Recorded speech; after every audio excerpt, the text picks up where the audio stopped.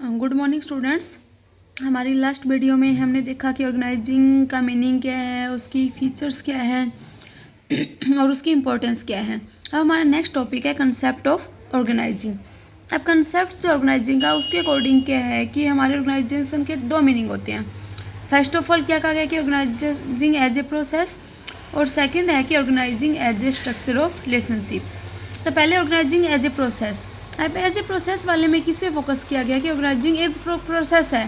Process mainly आपको पता हो जिसमें अलग अलग स्टेप्स होंगे, उसको हम फॉलो करेंगे, तो इसको फोकस किया गया कि प्रोसेस पर। और सेकंड में organising as a structure of relationship, इसमें कहा गया कि रिलेशनशिप का स्ट्रक्चर है, ठीक है, स्ट्रक्चर रिलेशनशिप का कि कौन आपका हायर पोस्ट पे है, कौन लोअर पोस्ट पे है, कौन सुपीरियर है, कौन सबॉर्डिनेट है, उनके बीच में क्या रिलेशनशिप है, उस पर ज़्यादा फोकस करेगा। तो पहले देखो ऑर्गेनाइजिंग एज ए प्रोसेस।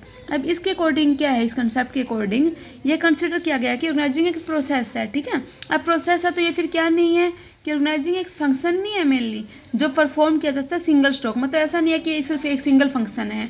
जिस तरह ये हमने मैनेजमेंट का तो एक फंक्शन बोला ना इसको, तो ये यूँ नहीं है कि एक फंक्शन जिसको हम एक बारी में कंप्लीट कर सकते हैं, बल्कि ये भी ऑर्गेनाइजिंग भी एक आपका फुल फ्लैश प्रोसेस है जिसमें आप क्या करते हो, बहुत से फंक्शंस परफॉर्म करते हो।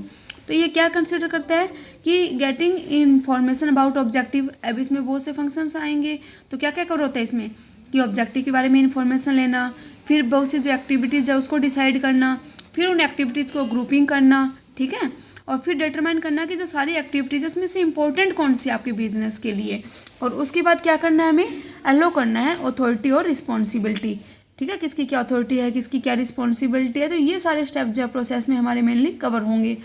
तो यहाँ पे क्या कहा गया कि ऑर्गेनाइजिंग रिलेटेड है मेनली किससे, ह्यूमन बींग से, ह्यूमन बींग से रिलेटेड है। ह्यूमन बींग से कैसे है, क्योंकि मेनली आप स्ट्रक्चर डिसाइड कर रहे हो, वो प्रोसेस है आपका, तो ऑर्गेनाइजिंग का प्रोसेस कौन फुलफिल करेगा, ह्यूमन बींग के द्वारा तो आप परफॉर्म करोगे। और human conduct is deeply affected by the condition of work. अब ह्यूमन बींग से रिलेटेड है और ह्यूमन किसके द्वारा इफेक्ट होएगा, आपका वर्किंग कंडीशन कैसी है जहाँ पे वो वर्क कर रहे हैं, ठीक है, कॉम्पिटेंसी क्या है उनकी, कैपेबिलिटी क्या है काम करने की, और इंटरनल और एक्सटर्नल एनवायरनमेंट में क्या क्या चेंजेज हो रहे हैं, ये सारे आपके ह्यूमन बींग को, या आप कह सकते हो कि जो भी आपके एम्प्लॉयज़ हैं, ठीक है, उन सबको अफेक्ट करता है। तो प्रोसेस जो ऑर्गेनाइजिंग का वो क्या है आपका चेंज होता रहता है इन चेंजेस के अकॉर्डिंग, जैसे इंटरनल या एक्सटर्नल एनवायरनमेंट में चेंज होगा वैसे हमारे ऑर्गेनाइजिंग के प्रोसेस में भी चेंज होगा। तो यहाँ पे क्या कि ऑर्गेनाइजिंग एज ए प्रोसेस है उसको डिस्क्राइब किया गया है, कौन सा एलिमेंट है ये आपका डायनेमिक एलिमेंट। डायनेमिक क्यों है, क्योंकि प्रोसेस मेनली ह्यूमन बींग से रिलेटेड है। ह्यूमन बींग आपका क्या बहुत से फैक्टर के द्वारा इफेक्ट होएगा, जैसे इंटरनल और एक्सटर्नल एनवायरनमेंट चेंज होएगा वैसे ह्यूमन आपका बींग की जो थिंकिंग है वो भी आपकी चेंज होती रहेगी, ठीक है। तो ये आपका डायनेमिक एनवायरनमेंट है, मतलब चेंजेबल है, यूँ नहीं है कि आपका स्टैटिक है, मतलब इसमें चेंज हम नहीं कर सकते। तो ये आपका क्या है कि जो पूरा प्रोसेस है वो हम यहाँ पे नेक्स्ट वीडियो में, इसी वीडियो में कंटिन्यू करेंगे।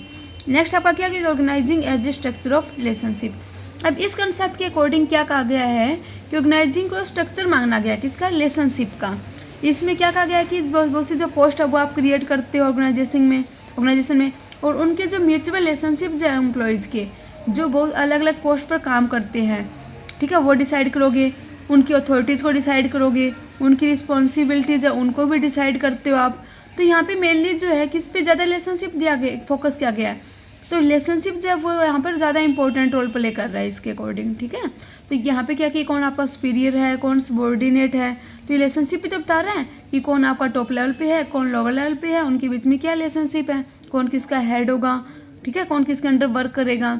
तो यहाँ पे क्या है कि वेरियस पोस्ट जो है डिफरेंट डिपार्टमेंट की वो क्या है मोस्टली परमानेंट नेचर की होती है। पहले वाले प्रोसेस में हमने क्या पढ़ा, डायनेमिक नेचर का है, ह्यूमन बींग्स रिलेटेड है, और ये आपका क्या है कि आपका परमानेंट नेचर का है। तो यहाँ पे क्या कहा गया कि ऑर्गेनाइजिंग जो as a structure of relationship is called static element. तो ये आपको माइंड में रखना है कि एज ए प्रोसेस जो है वो डायनेमिक एलिमेंट है, लेकिन as a structure of relationship ये आपका स्टैटिक एलिमेंट है।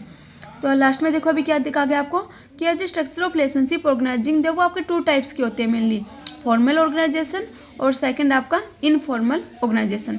अब फॉर्मल क्या है, इनफॉर्मल क्या है, उसको भी हम डिटेल में इसी चैप्टर में स्टडी करेंगे। नेक्स्ट आपका देखो अब कंपेरिजन क्या है आपका दोनों कंसेप्ट में। दोनों कंसेप्ट कौन से हैं, ऑर्गेनाइजिंग एज ए प्रोसेस और सेकंड आपका as a structure of relationship. अब पहले हम बात कर लेते हैं कि दोनों की सिमिलरिटीज़ की, दोनों में सिमिलरिटीज़ क्या है। तो सिमिलरिटीज़ क्या है कि दोनों कंसेप्ट किस रिलेटेड है मेनली, ठीक है। तो business organisation is looked upon as a group of different parts under both the concept. ये हमने दोनों कंसेप्ट में देखा है कि बिजनेस ऑर्गेनाइजेशन को हमने क्या देखा, ग्रुप है ये डिफरेंट पार्ट्स का। अब इसमें क्या है कि दीज पार्ट्स आर टेंजिबल। अब टेंजिबल कौन से होते हैं, जिनको हम देख सकते हैं, छू सकते हैं, ठीक है। जैसे आपका ह्यूमन है, मटेरियल है, मशीन है, मनी है। या फिर आपका सेकंड पार्ट कौन सा है, इंटेंजिबल। इंटेंजिबल क्या है, जिसको हम सी नहीं कर सकते, ठीक है। जैसे आपकी अथॉरिटी है, रिस्पॉन्सिबिलिटी है, फंक्शंस हैं, ऑब्जेक्टिव है, तो ये आपके इंटेंजिबल में कंसिडर होंगे। तो ये जो दोनों कंसेप्ट है वो स्ट्रेस करते हैं किस पे, रिलेशनशिप बनाने की कोशिश करते हैं, किन में, दोनों पार्ट्स में, आपके टेंजिबल और इनटेंजिबल के बीच में। तो ये क्या है, सिमिलरिटीज़ है दोनों कंसेप्ट में। अब क्या है कि ऑन दी कॉन्ट्रेरी अगर हम इसके अपोजिट जाएं तो अब हमारा क्या आ जाएगा, डिफरेंस क्या है, दोनों एक दूसरे से किस पॉइंट ऑफ व्यू से डिफरेंट है। अब डिफरेंसेस क्या है यहाँ पर, तो ये है कि जो आपका ऑर्गेनाइजिंग एज ए प्रोसेस है ये मेनली क्या है, ये कि क्या कंसिडर करता है, तो ये वह फंक्शन है जो कंटिन्यू रहेगा through out the existence of the enterprise, ठीक है। और changes go on taking place, ये आपको मेनली कंटिन्यू रहेगा, लेकिन इसका मतलब ये नहीं कि स्टैटिक फॉर्म में रहेगा, इसमें चेंजेस होते रहेंगे एनवायरनमेंट के अकॉर्डिंग। तो यहाँ पे मेन किस पे ज़्यादा फोकस किया गया है, प्रोसेस के अकॉर्डिंग मेन फोकस आपका मेन पे किया गया है, मेन आपका सेंट्रल पॉइंट है। लेकिन अगर हम अदर वर्ड्स में देखें तो बहुत से फैक्टर्स को अफेक्ट करते हैं जो हम उसके अकॉर्डिंग क्या करते हैं, जो हमने कंसिडर किए थे ऊपर, इंटरनल भी हो सकते हैं, एक्सटर्नल भी हो सकते हैं। अब यहाँ पे क्या है कि कंसेप्ट जो ऑर्गेनाइजिंग का जो स्ट्रक्चर ऑफ रिलेशनशिप, अब उसने पहले वाले ने किस पे ज़्यादा फोकस किया, एज ए प्रोसेस ने मैन पे ज़्यादा फोकस किया। लेकिन जो यहाँ पे जो आपका सेकंड स्टेप है, सेकंड मतलब प्रोसेस वो कंसेप्ट है आपका ऑर्गेनाइजिंग का as a structure of relationship, उसने फोकस किया आपकी पोस्ट पर, ठीक है। पोस्ट क्या है, तो यही आपका कि post are established in the organisation, उनके बीच में आपको अथॉरिटी और रिस्पॉन्सिबिलिटी जो है हर एक पोस्ट की वो डिटरमाइन करेंगे। और इसीलिए क्या कहा गया कि जो कंसेप्ट जो वो ज़्यादा टेंशन फोकस कर रहे हैं किस पर, पोस्ट पर, which are stable then to moan man. तो क्लियर है यहाँ पर कि ऑर्गेनाइजिंग एज ए प्रोसेस जो है वो मैन पर ज़्यादा फोकस कर रहे हैं, लेकिन एज ए जो स्ट्रक्चर ऑफ रिलेशनशिप है वो आपका पोस्ट पर ज़्यादा फोकस कर रहे हैं। मैन वाला डायनेमिक एलिमेंट है आपका, और ये वाला आपका स्टैटिक एलिमेंट है। तो ये उन दोनों में क्या आपका डिफरेंसेस है। नेक्स्ट आपका आता है कि ऑर्गेनाइजिंग प्रोसेस, ऑर्गेनाइजिंग का प्रोसेस क्या है। अब ऑर्गेनाइजिंग का प्रोसेस है उसमें भी आपके मेनी पार्ट्स होते हैं, तो मेनली 4 पार्ट्स जो या 4 स्टेप्स इसमें कंसिडर किए जाते हैं। फर्स्ट ऑफ ऑल क्या है कि आपका identification and division of work, second आपका डिपार्टमेंटलाइजेशन, थर्ड आपका असाइनमेंट ऑफ ड्यूटीज़, फोर्थ आपका एस्टेब्लिशिंग रिपोर्टिंग रिलेशनशिप। अब इनको हम 1 बाय 1 स्टडी करेंगे। फर्स्ट आपका identification and division of work, सबसे पहले हम आइडेंटिफाई करेंगे कि वर्क क्या करना है, ठीक है। आइडेंटिफाई होने के बाद हम उस वर्क को फर्दर अलग अलग पार्ट्स में डिवाइड कर देंगे। तो यही है कि स्टेप पे जब पूरा वर्क आपको वो अलग अलग पार्ट्स में अलग अलग वेरियस एक्टिविटीज़ में हम उसको डिवाइड करते हैं। जैसे यहाँ पे आपको दे रखा है एग्जांपल दे रखा है कि मान लो कोई मोबाइल फ़ोन मैन्युफैक्चरिंग कंपनी है, तो वो किस तरह से जो पूरा वर्क है उसको पूरा मोबाइल मैन्युफैक्चर करना है, तो उसको किस तरह से वो डिवाइड करेगी अलग अलग वर्क्स में। तो फर्स्ट ऑफ ऑल क्या है, purchase of raw material, second क्या है, purchase of manufactured parts, third क्या है कि वो प्रोडक्शन करेगी, fourth stocking of goods, fifth आपका रिसर्च हो जाएगा, sixth advertisement, seventh sales, eighth जो आपका financial arrangement, ninth maintenance of accounts, tenth correspondence, और 11th आपका अरेंजमेंट ऑफ एम्प्लॉयज़। तो ये जो पूरा वर्क था जो मोबाइल फ़ोन मैन्युफैक्चर का, उसको उसने अलग अलग एक्टिविटीज़ में डिवाइड कर दिया और इसी के अकॉर्डिंग जो वर्क है वो परफॉर्म किया जाएगा। नेक्स्ट आपका डिपार्टमेंटलाइजेशन, इसमें क्या करेंगे हम, जो सारी एक्टिविटीज़ है उसके अकॉर्डिंग हम डिपार्टमेंट बना देंगे अलग अलग, ठीक है। और फिर जो उनका डिपार्टमेंट का जो एक्टिविटीज़ होगी वो उनको प्रोवाइड कर देंगे कि कौन सा डिपार्टमेंट कौन सी एक्टिविटीज़ को हैंडल करेगा। तो डिपार्टमेंटेशन में यही है कि आपको एक्टिविटीज स्टार्ट हो जाएंगी वंस जो वेरियस एक्टिविटीज़ को डिजाइन कर दी जाएगी, किसके लिए, ऑर्गेनाइजेशन के ऑब्जेक्टिव को या जो कंपनी का ऑब्जेक्टिव है उसको अचीव करने के लिए। तो डिपार्टमेंटलाइजेशन में हम क्या करेंगे, तो सेम नेचर की एक्टिविटीज़ को हम एक साथ इकट्ठा कर देंगे और उसको किसी एक डिपार्टमेंट को दे देंगे। इसी तरह जो बाकी एक्टिविटीज़ है उनको दूसरे डिपार्टमेंट को दे देंगे, ठीक है। तो इसी को हम क्या बोलते हैं, ग्रुपिंग। और ग्रुपिंग में जैसे परचेज ग्रुपिंग कर दिया हमने अलग अलग एक्टिविटीज़ का। ग्रुपिंग कैसे किया, जैसे मान लो आपका परचेज डिपार्टमेंट है, उसको हमने क्या वर्क दिया कि वो परचेज करेगा, रॉ मटेरियल भी वही परचेज करेगा, मैन्युफैक्चर्ड पार्ट्स भी वही परचेज करेगा, अगर कुछ और चीज़ परचेज करनी है प्रोडक्शन से रिलेटेड तो वही सारी परचेज डिपार्टमेंट के अंडर आएंगी, ठीक है। तो प्रोडक्शन डिपार्टमेंट का वर्क हमने क्या कर दिया, प्रोडक्शन डिपार्टमेंट की कौन कौन सी एक्टिविटीज़ दी हमने उसको, stocking of goods, research activities, ठीक है, वो उनको प्रोडक्शन डिपार्टमेंट को हमने दे दी। इसी तरह मान लो हमने एडवर्टाइजिंग एंड सेल्स डिपार्टमेंट बनाया है, तो उसको एक्टिविटीज़ कौन सी दे दी, मार्केटिंग डिपार्टमेंट के under they the. Financial arrangement, maintenance of account, correspondence, ये हमने फाइनेंस डिपार्टमेंट को दे दी। इस तरह से डिपार्टमेंटेशन में क्या है कि पूरा जो हमारा एक्टिविटीज़ है उसको हमने पहले ग्रुप कर दिया, और उस एक्टिविटीज़ जो हमने ग्रुपिंग किया उसको एक पर्टिकुलर डिपार्टमेंट को हमने प्रोवाइड कर दी। अब देखो आपका इसी चीज़ का प्रॉपर्ली डायग्राम बना हुआ है कि किस तरह से हम डिपार्टमेंटेशन करेंगे। अब यहाँ पे टोटल वर्क जो है मैन्युफैक्चरिंग ऑफ मोबाइल फ़ोन्स, जो हमने स्टेप पढ़े थे ना फर्स्ट स्टेप में, ये जो हमारे स्टेप्स थे 11, उन्हीं को यहाँ पर पहले लिखा हुआ है कि जो सारे जो एक्टिविटीज़ है जो हमने यहाँ पर टोटल एक्टिविटीज़ हो जाएंगी।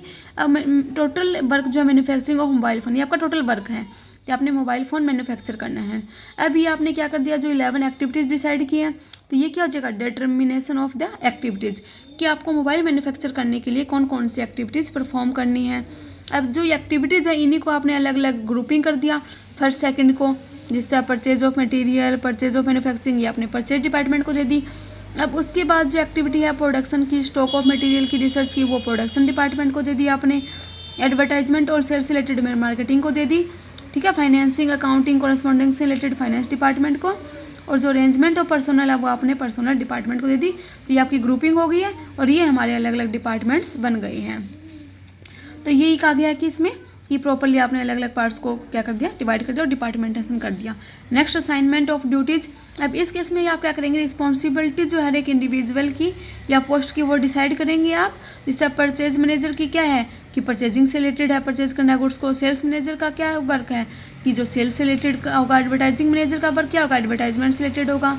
और फाइनेंस मैनेजर का जो वर्क है मेनली वो क्या है, उसकी रिस्पॉन्सिबिलिटी है किससे, फाइनेंशियल अरेंजमेंट करने से। इस तरह से हर एक की ड्यूटी जो है वो आपने उनको प्रोवाइड कर दी है। नेक्स्ट आपका क्या है, एस्टेब्लिशिंग रिपोर्टिंग रिलेशनशिप। इसमें आप क्या है कि रिपोर्टिंग रिलेशनशिप जो है हर एक के बीच में वो आप डिसाइड करेंगे। अब जब 2 और मोर देन 2 पर्सन जो है वो वर्क करते हैं किसके लिए, कॉमन ऑब्जेक्टिव्स के लिए, ठीक है, तो कौन किसको रिपोर्ट करेगा, इनके बीच में इंटर रिलेशनशिप क्या है वो उसमें डिसाइड किया जाएगा। तो इसमें आपका यही है कि यहाँ पे क्या है कि हर एक को पता होना चाहिए कि कौन किसका सुपीरियर है, कौन किसका सबॉर्डिनेट है। जैसे परचेज जो मैनेजर है आपका, उसका वो क्या सुपीरियर होगा किसके लिए, सारे एम्प्लॉयज़ के लिए। कौन से एम्प्लॉयज़ के लिए, जो ओनली परचेज डिपार्टमेंट के एम्प्लॉयज़ हैं, ठीक है। तो जो परचेज जो डिपार्टमेंट है उसके एम्प्लॉयज़ क्या आएंगे, परचेज मैनेजर से क्या करेंगे, ऑर्डर रिसीव करेंगे और उसी के लिए आपके रिस्पॉन्सिबल होंगे। तो ये हमारा कंप्लीट हुआ फॉर्मल और इनफॉर्मल ऑर्गेनाइजेशन। हमारा नेक्स्ट वीडियो